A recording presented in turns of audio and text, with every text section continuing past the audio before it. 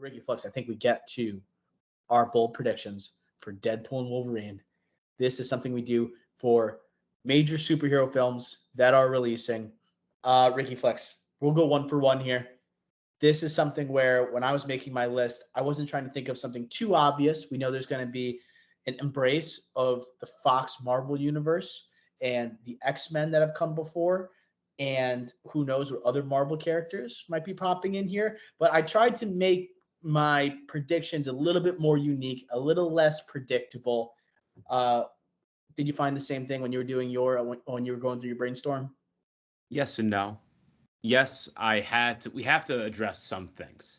Mm-hmm. We have to. So I was like, all right, we kind of have to do that. And then other things, it's like, all right, well, there's some things that we always predict in Marvel movies that we have to continue to do. So yes, I did have those thoughts, Doc, but I was also like, we kind of have to address the elephants in the room. I think so too. And some of the things I'm predicting are character based who will show up in this movie. And I didn't want all my predictions to be just the cameo that you're going to see. It's also actors in their future with the MCU. That's also what I was considering when making these predictions. So like we can't really evaluate all of these predictions once the movie's released. We do that a lot. I think we did it for the Batman. Maybe we did it for Quantumania. I don't really recall, but we would read through our bold predictions. We can't really do that next episode because what I'm going to be predicting, some of the things are down the line in the MCU. Okay, let's go. Why don't you lead off with our first bold prediction? Well, it's always box office. And oh yeah, my prediction 24 hours ago looked crazy to say, and now with the early tracking today, looks like it's safe. So it's not really bold. I said this was going to be easily over $1 billion and the highest box office poll for an R-rated movie ever. So 24 hours ago, that looked like a bold prediction. But now, like you said, like I don't know, man. I don't know if that's bold anymore. Well, I don't think it's bold that we're going to say it's the highest grossing R-rated movie of all time. I think you have to put a number to it to say it's bold because to me, I think the highest grossing movie is Joker, I want to say, and that's like 1.1 bill. I think this one's easily making at least $1.5 billion. 1.5? Yeah. All right. Over 1.5. Is that too much? It's an MCU, Hugh Jackman returning, teasing on cameo. Don't know which Avengers are going to show up. Promo to the gills. The movie that brings back the MCU. You think 1.5 is too excessive? It would be bold. Like, all right, Deadpool 1, 783 million. Deadpool 2, worldwide. Deadpool 2, 786. Logan, 619. Even if you combine Deadpool 2 and Logan together, it doesn't make 1.5. Neither were part of the MCU machine. But and people have been clamoring for them to be in the MCU, right? I don't know. I think really 1.5 is the number, and I'm as in like over. If you want to do 1.4, I'm totally fine. Joker, I just looked it up. Highest grossing R-rated movie, 1,078 million. And then Oppenheimer's number 2 at 976 million. So there's only one other movie, R-rated movie, that's made $1 billion. Because I think Deadpool Wolverine's definitely going to hit a bill. 1.4. 360 million opening weekend is freaking insane. That is crazy. What did Endgame do? I don't even know. I think Endgame hit like 200 mil domestically in the opening weekend. Okay, Endgame opening weekend was 357. Oh, okay, 1.5. 1.5. It's 1.5. That's the bold. All right, we got it. 1.5. We're there. Wow, that's how big of a deal this movie is. Those are absolute Hall of Fame numbers. My first prediction, it's a shout out to our MCU correspondent, Jax, something that he's talked about numerous times on this podcast. He has not really been able to come on and review a project from Marvel that has been enjoyable. So we're hoping that this movie will turn the tides, but something he has always brought up, and I'm going to argue on his behalf or speak on his behalf. We're going to get Channing Tatum in this movie as Gambit. I agree. Channing Tatum is one of the GOAT cameo actors.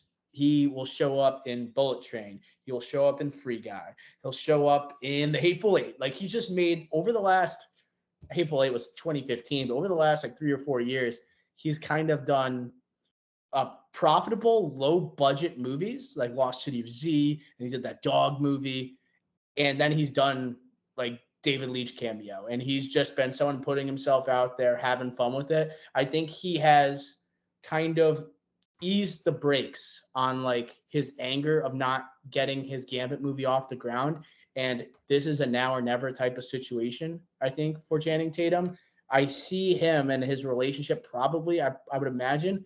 I don't know why, but I feel like him and Ryan Reynolds are boys because of Free Guy. So Yes. it kind of makes sense that he shows up in this movie. Yeah, like I agree, and I think Free Guy's a big aspect of it. I really do. And Channing Tatum, he's back in the saddle. He said he like Gambit, like recently he said how Gambit was kind of the reason he took a break. He's definitely in this movie, the cameo movie of our lives. You know, like Endgame was like not necessarily cameos; those are solidified characters. Here it's like cameo after cameo after cameo, and they told us like a lot of cameos that we haven't heard about yet are in this movie. This is going to be one of them. Now, like I'm not saying this, but people will be like, oh well, who else is in Free Guy? I was actually thinking Chris Evans. Oh, we're gonna get to him. Yeah, because like that's definitely in. I think both of our lists for bold predictions here. But I did want to talk about Channing Tatum for one Okay. more second. Ryan Reynolds. I've been paying attention to what his interviews have been doing on the late night circuits and his when he's on the red carpet and he's talking about the cameos in this movie. I would not be surprised. He said like these are not throwaway cameos for the most part. He says a lot of these people contribute to the story. What a redemption story would be for Channing Tatum as Gambit if he is like almost not necessarily a third wheel, but maybe for a large portion of the movie to a Hugh Jackman and to a Ryan Reynolds. I think that he would get like love that he never got to feel in playing the role. One that he felt like he was made for. I would just like that type of like arc for him. He was just in Fly Me the Moon last week, and that flopped. He's in Deadpool Wolverine, prominent role. Big come up. Stock up, Channing Tatum. And are we parlaying this right now into Chris Evans appearing as the Human Torch? Yes, that's what I was transitioning to. I think obviously a Fox property. I think and like I know the Kevin Feige comments saying, "Oh, the Wolverine, we could always have Captain America back. We could always have Iron Man back." But Chris Evans as the Human Torch, a fun little cameo, Fox property or formerly Fox property, seems clear. And a Free Guy, like I mentioned earlier. And Chris Evans, this is an example of a cameo that I don't want to see much of. I just want to see a flash of him on screen. Like it's an MCU movie still. We have to remember. So it's like we do have a strong relationship with Chris Evans in the MCU as Captain America. But just that reminder that he was the Human Torch, I could see it as maybe one of the final moments of the movie, joining a huge battle at the end, or maybe like a post-credit sequence with him. I think that'd be enough. I don't want to have him being a major part of his story. That would be crazy to me. Yeah, that would be too much. The Gambit makes sense. Also, X-Men 97, we're thinking. Gambit, huge in that. That's much more like believable, quote unquote, versus a Chris Evans like Human Torch, where it's just like rolling our eyes. That's too much. I'll hop off the cameos for a second, and I'm gonna make a prediction that we will not be able to know for sure. Maybe we will at the end of this movie. If I'm wrong, I think that at the end of this movie, like you might say that Ryan Reynolds and Hugh Jackman's characters will be in the 616, but I think Daphne Keene's character will be a part of the 616, and she'll be a young Avenger in the future of the MCU. Someone that we felt like got a raw deal after Logan. It seemed like she was set up for a bright future as X-23 and easily could have had her own spin-off movie. She is getting a strong feature in the final trailer leading up to the movie. Her appearance with Logan in this movie is going to provide an obvious emotional punch, but we just saw Daphne Keene in The Acolyte, decently strong relationship probably with Disney. I don't know what Disney's thinking about The Acolyte at this point. I don't know what the streaming numbers have done, but I think the young Avengers need like a strong character. I feel like they're all kind of pussies. And if like X-23 was there, I'm like, okay, we have like a badass character to join this like crew. I think that that's my prediction that she will be in the 616 afterwards. That's a really good one. And I do think the young Avengers right now, like think about it, it's like Cassie Lang, it's Haley Miss Marvel? Steinfeld. It's Black Widow's sister, Miss Marvel too. Florence Pugh. Wait, what'd you say? Miss Marvel. Miss Marvel. Like this We need just a badass. adds to it, This adds to it. So I think it makes sense, something that Marvel will do right now. Yeah, it's just kind of a feel thing. I don't know what, because Daphne Keane, like, and being in a Star Wars project is a big deal. Like, if you're cast in that, so I feel like the vote of confidence, her on the red carpet alongside Hugh Jackman, and their relationship. I don't know. I could see her appearing. What's another appearing in the future of the 616? What do you have, Ricky? I'm gonna go small. These are pretty big ones that we're saying. I'm gonna do a really small one. This is gonna sound crazy. T.J. Miller, Oh no. obviously a big part in Deadpool 1 and 2, but I can't see him being in this movie. But they have to reference him, so there has to be a reference to T.J. Miller. That's like my prediction. About cancel culture, maybe? Like, Yeah, you don't think he's gonna be in the movie. You just think there's gonna be like, hey, yeah, we're omitting this guy. He was omitted from Deadpool 2 back in 2018, correct? no, he was in Deadpool 2. Remember, he was one of the guys like saying the interviewing for the X-Force. Like he was one of the guys like on the panel with Deadpool. Was he? Yes. Was he? Shit. Yeah. Oh man. Okay. So you think there's going to be an allusion to him, or someone alluding to TJ Miller's character? Like we could hold that one in case we need another one, but they have to kind of bring it up. If it's Deadpool, the meta-ness of it, the jokes specifically inside, not just the universe, but to the actors, I feel like they kind of have to mention it. Yeah, it's kind of weird because he played such a big role in the first one, especially. And he was a great dynamic duo alongside Wade Wilson. It seemed like those are just naturally funny people, paired with each other. So, yeah, I don't even know what he's doing now, but I think it's not bad, just like actually connecting it to Deadpool. And I think one that I'll ante it up a little bit. Speaking with like the Deadpool world, I think at the end of this, in the void, there's going to be, it's almost like a portal type of moment in Endgame, but who's coming out is like Negasonic Teenage Warhead. It's going to be Colossus and everyone from the past Deadpool 1 and 2 films that are coming in for the final battle. I think they're going to be almost making fun of Endgame, and it's just going to be all of like Deadpool's characters that are just like C-list heroes. That's a pretty good one. I figured that would be something that you're, because that's kind of like what the whole, like the first Deadpool movies, like we can only afford these characters, we can afford this X-Men, and we won't be able to show like Colossus's face, right? We got like Negasonic Teenage Warhead that no one has ever heard of.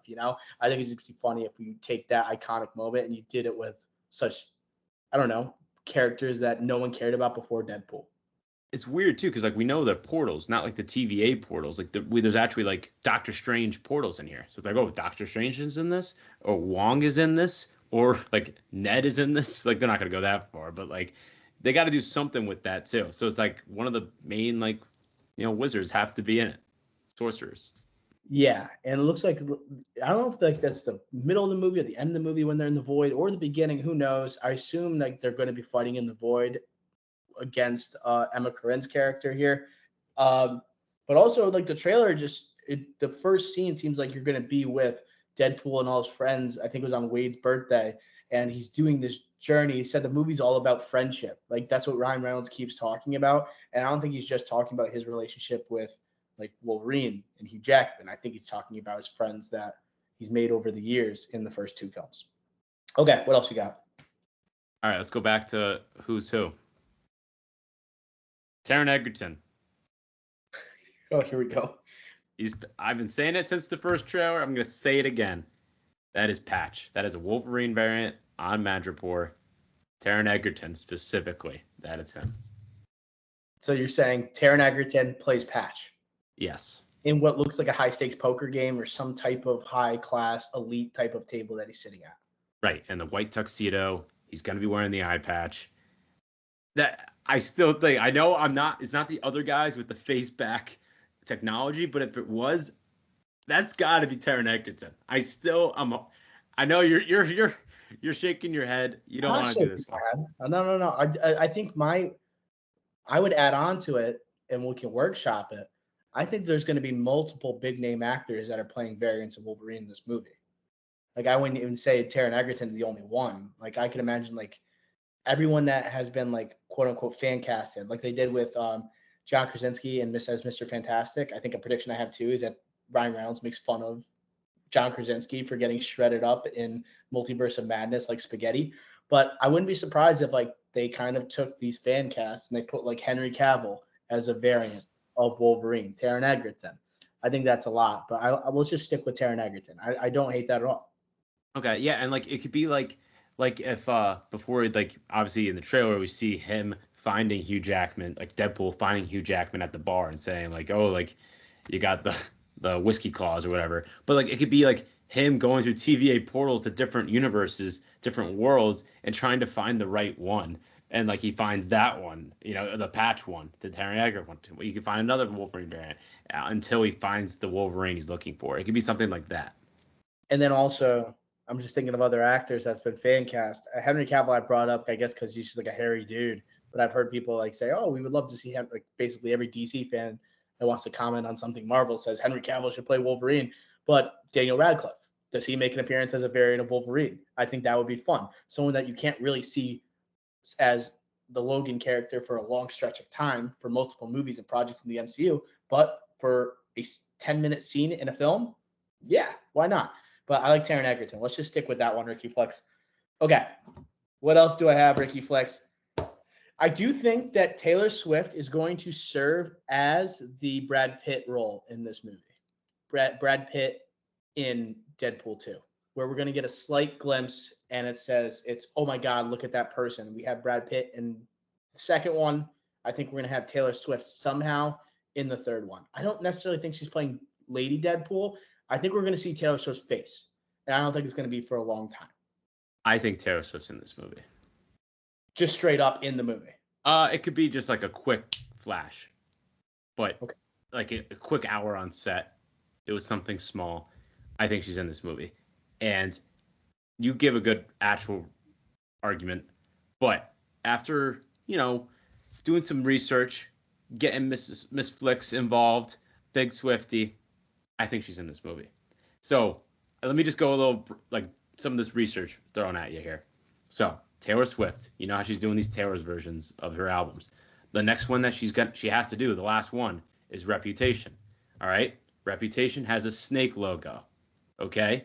And Taylor always drops hints at her next album, and she's been doing that for this one. Like, for example, when Red dropped, she was wearing red, and then she dropped red. For this one, she's been doing snake stuff at her concerts. And who's Taylor Swift's best friend? Blake Lively. Blake Lively at the premiere this week with Gigi Hadid.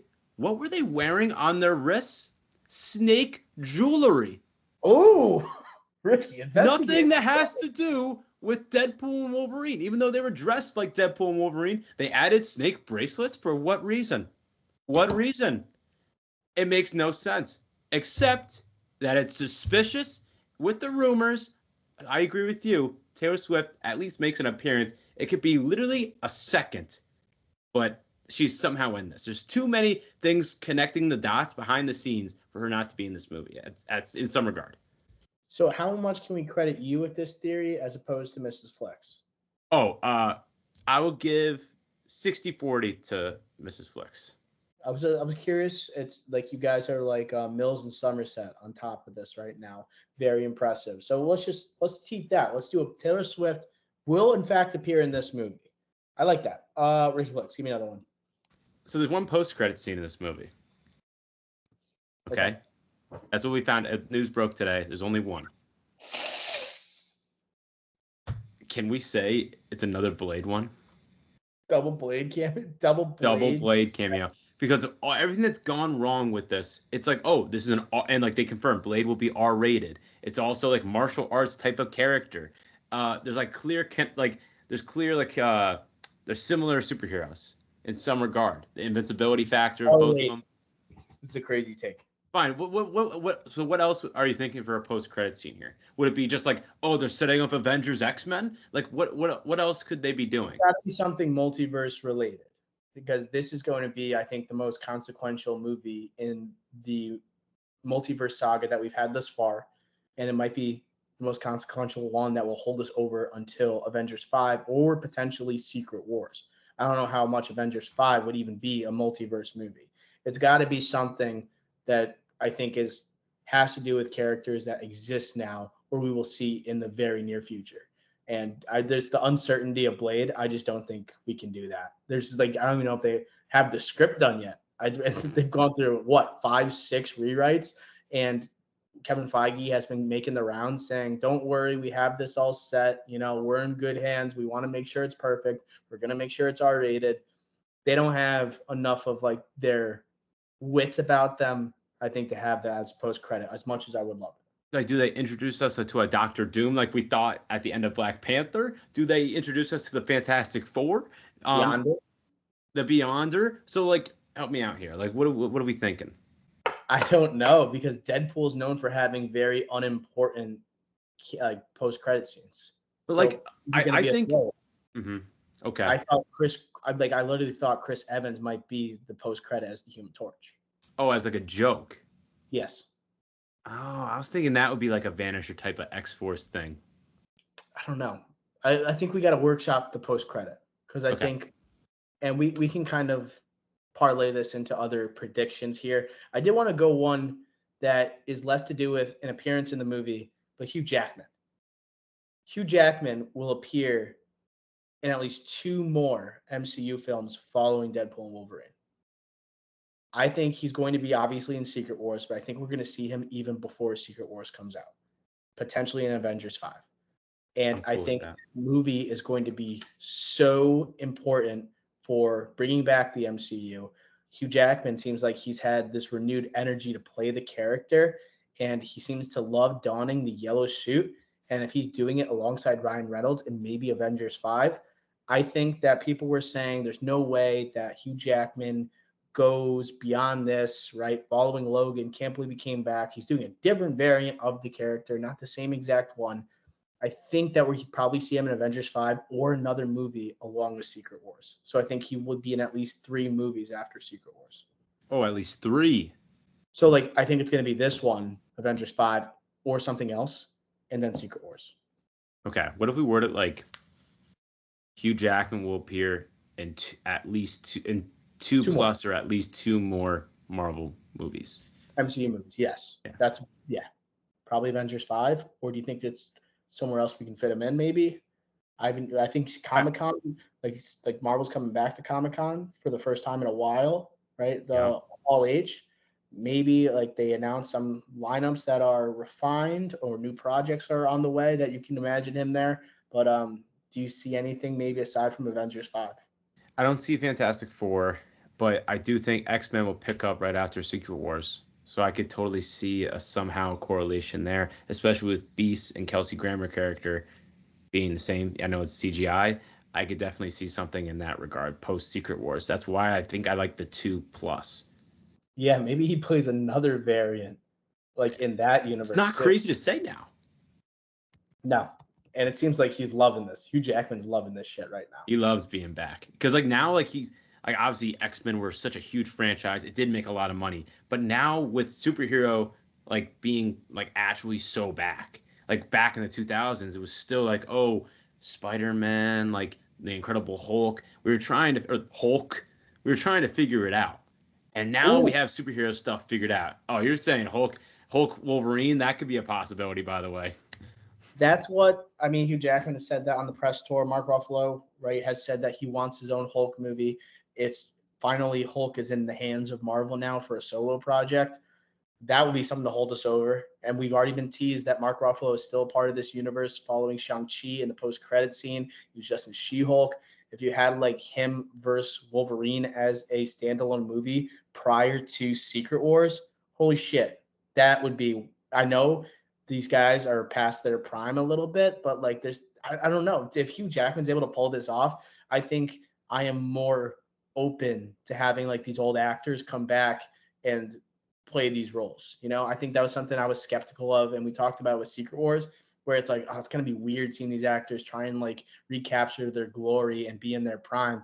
But like Hugh Jackman from these trailers doesn't seem like he's lost his step. I'm like way more open to it. I feel like there's more openness because of what Hugh Jackman seems like he's been able to pull off here. This movie's been a lot about Marvel Jesus, save the MCU. It's really Hugh Jackman could potentially save the MCU because he could be the one that says, Chris Evans, you can come back and be Captain America. Robert Downey Jr., you can come back and be Tony Stark. Kevin Feige freaking said today that could happen.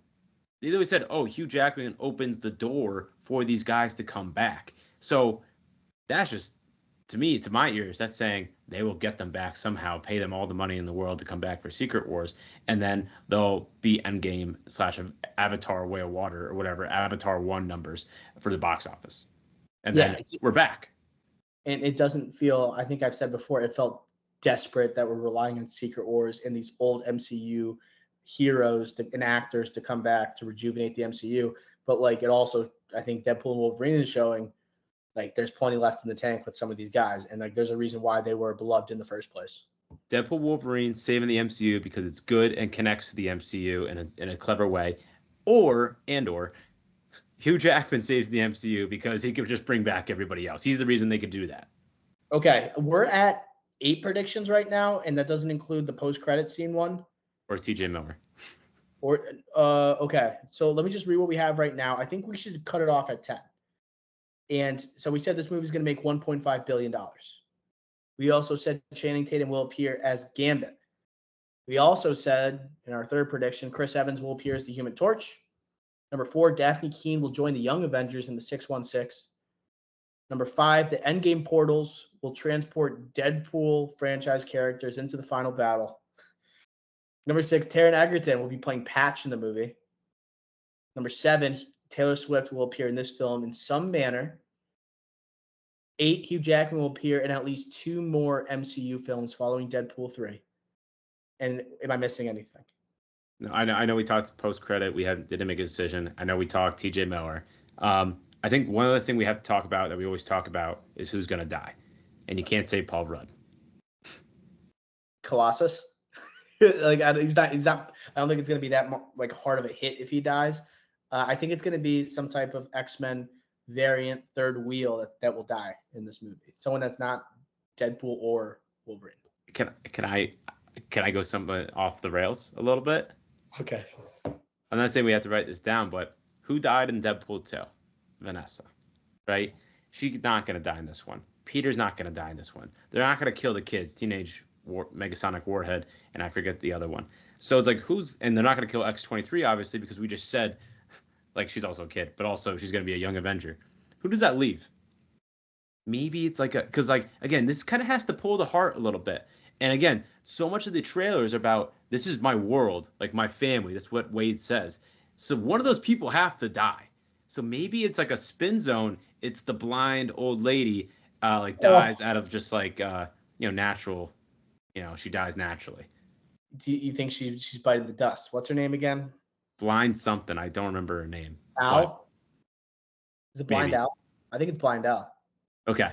I like this actually. Blonde Al dies. That's good. Like she's older and she does mean something to this franchise. If we lost her, but how much would it mean in this movie that's full of action figures and of superheroes that are being loaded in? But the most significant death is Blind Al. That'd be the most Deadpool thing of all time, bro. I like that. And they're talking about it all the time. Like, this is family. My friends are my family, and they're my world. Someone has to die. We say this every time, but like, it's true. That's just how you write a script, with stakes. So that's what I'm saying. Blind Al dies. That would hit me in the heart. That would absolutely hit me in the heart. I can't believe you just put that on the table. And that leaves one more prediction here. We could go post-credit, or I was thinking we also could think about, we've talked so much about the Fox universe. Do you think an Avenger will actually show up? Who would, like, Doctor Strange would be the one with the portals. Ant-Man, they've talked about Paul Rudd's age. They have the Ant-Man mask. Like, you think some type of Ant-Man variant shows up here? Or young Michael Douglas, something. Man, I don't know. I'm trying to think of connectivity to the Avengers and Deadpool and Hugh Jackman, like in the comics, but also outside the comics, like in real life, like Hugh Jackman and Ryan Reynolds, like Spider-Man, like Wolverine, like you could see something. Deadpool's doing the Spider-Man thing in the trailer. But like obviously Spider-Man, a Sony property, that would be impossible. So no way that's happening. So like I don't have a good answer for you. I don't like it just because this seems like a love letter to the Fox Marvel universe. I think really I would be surprised if we had significant screen time at least for an Avenger, if at all. I have another one that's just The answer would be Hulk. The answer would be Hulk. Okay. If Because you of had what we talked about prior.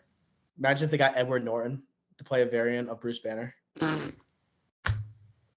Did I tell you I started the Sausage Party Foodtopia thing on Prime? Is that hilarious?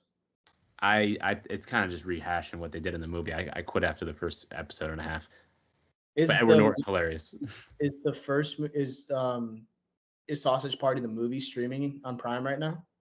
I think so, since this show. But I might watch that tonight. That movie's so good. I'm not positive. Don't hold me to that.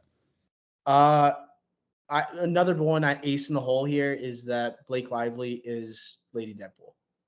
Just by the way she's dressing at the world premiere, she looks like she's dressed as Lady Deadpool with like the slick red and black, looking fine as hell. That was one I had as a backup in case we couldn't think of any other ones, but we can keep brainstorming if you'd like. I think that's not like bold anymore. I think that's like default.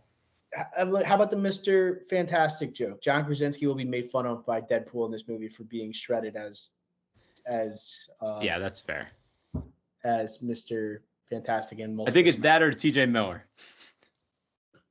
So how do you phrase the T.J. Miller one if it happens? Like it's like we're addressing the elephant in the room type of situation. Yeah, we're addressing the T.J. Miller controversy. Yeah, they will address the T.J. Miller controversy. Yeah. Okay, I like that. That's our 10th. I'll read them out loud. And these are our 10 bold predictions for Deadpool and Wolverine. Number 1, this movie will make more than $1.5 billion. Number 2, Channing Tatum will appear as Gambit in the film. Number 3, Chris Evans will appear as the Human Torch in some manner. Daphne Keane, number 4, will join the Young Avengers in the 616 following the events of Deadpool Wolverine. Number 5, Endgame portals will open up at the end with Deadpool franchise characters emerging. 6, Taron Egerton will be playing Patch in the movie, a variant of Logan. Number 7, Taylor Swift will appear in this movie. Number 8, Hugh Jackman will appear in at least 2 more MCU films following Deadpool 3. Number 9, Blind Al will die at the end of the movie. And then number 10, they will address the TJ Miller controversy. Okay. How do you feel about that, Ricky Flex? Solid 10? Solid 10. Blind Al, I'm so sorry. But yeah, you're going to die in this movie.